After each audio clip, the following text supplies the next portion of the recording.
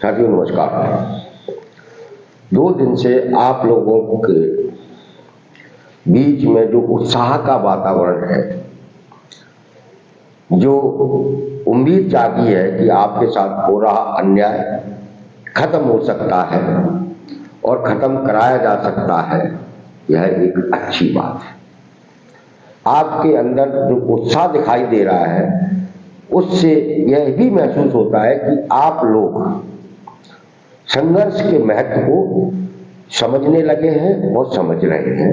यदि ऐसा है तो इस अच्छी बात है, क्योंकि संघर्ष के बगैर अन्याय के खिलाफ लड़ने, अन्याय के खिलाफ बोलने से ही आपके साथ न्याय होगा।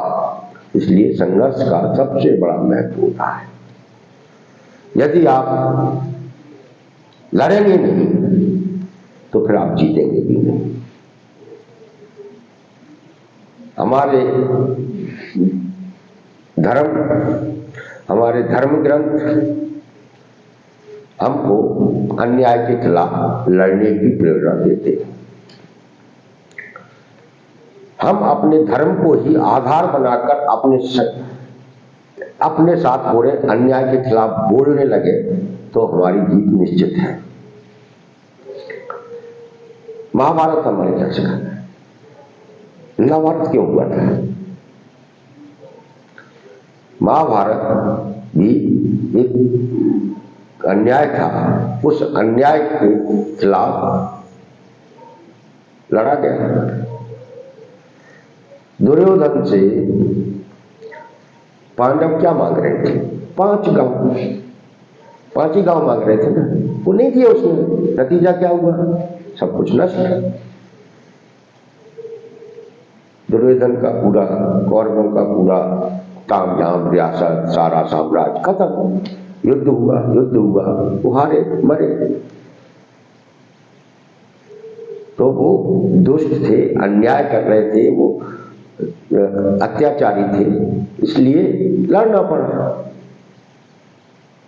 पांडव लड़े, उनके साथ न्याय था। भगवान श्री कृष्ण थे, उन्होंने न्याय का साथ दिया, रास्ता बताया, जीत गए। रामायण का भगवान श्री राम ने रावण के साथ तमाम सारे शांति प्रस्ताव भेजे, समझाने की कोशिश की कि आप सीता माता को भेज दीजिए, क्या के लिए आप अनावश्यक जिद पालेंगे। रावण नहीं माना, जिद किया, हट पकड़े रावण। नतीजा क्या हुआ? भगवान श्री राम को भी लड़ना पड़ा और माता सीता को वापस लाया गया और श्रीलंका का पूरा साम्राज्य नष्ट हो गया। तो साथियों, आज मध्य प्रदेश की स्थिति क्या है? जितना भी आउटसोर्स, अस्थायी, ठेका मजदूर कर्मचारी है, वो कौन है? सब हिंदू है। उसमें 99% कामगार कर्मचारी वर्ग हिंदू है और उन्हीं हिंदुओं को इस सरकार ने गुलाम बना दिया है। गुलामों से ही बदतर स्थिति में पहुंचा दिया। जैसा कि मैं अक्सर कहता हूं, 2000, 3000, 4000, 5000 रुपए में 8, 10, 12, 14 घंटे तक काम करा रहे हैं और वह भी 6 महीने नहीं मिलता है। तो बताइए, इससे दुष्ट, इससे अन्यायकारी सरकार कौन सी हो सकती? अब इस सरकार से आपको लड़ना है और इस सरकार को आपको हराना है और इस सरकार को हराकर ही आप अपनी किस्मत को बदल सकते हैं। और ये काम किया जा सकता है। जिन कामगार कर्मचारी वर्ग के साथ अन्याय हो रहा है, उनकी संख्या लाखों में है। उन्हें संगठित होकर सड़क पर आने की जरूरत है। इतने में ही ये सरकार डर जाएगी और आपके सामने सरेंडर हो जाएगी। जो हाई कोर्ट से स्टे हटा है, वो आपके 7 महीने लगातार बोलते रहने के कारण ही हटा है। उससे सरकार डरी और सरकार डरती है बदनामी से। और आपको अपने संघर्षों के जरिए सरकार को डराना है, जनता को ये बताना है कि ये हमको गुलाम बना के रखा हुआ है। समाज का 90% परिवार नौकरी पर निर्भर है, काम पे मत निर्भर है। नौकरी करना चाहते हैं, नौकरी करते हैं, मजदूरी करते हैं, कमाते खाते हैं। और उस 90% आबादी के नौकरी के रास्ते जिस सरकार ने बंद कर दिए हो, तो बताइए कितनी बड़ा अन्याय है। और हमको भाषण दिया जाता है कि नौकरी मांगने वाला नहीं, नौकरी देने वाला बनिए। नौकरी देने वाला कौन बनता है? पूंजीपति। क्या हम सब पूंजीपति हैं क्या? क्या आप सब पूंजीपति बन सकते हैं क्या? कारखाने के मालिक बन सकते हैं क्या? अगर सब कारखानों के मालिक बन जाएंगे तो फिर कारखानों में काम करने वाला कहां से आएगा? इसलिए सब तो मालिक नहीं बन सकते। लेकिन ये सरकार हमको भाषण देती है कि ये करिए, वो करिए, मांगने वाला नहीं, देने वाला बनिए। अरे भाई, ऐसी नीति बनाइए कि जिससे जो मांगने वाला है, जो नौकरी करना चाहता है, वो सम्मान से जिंदगी जी सके।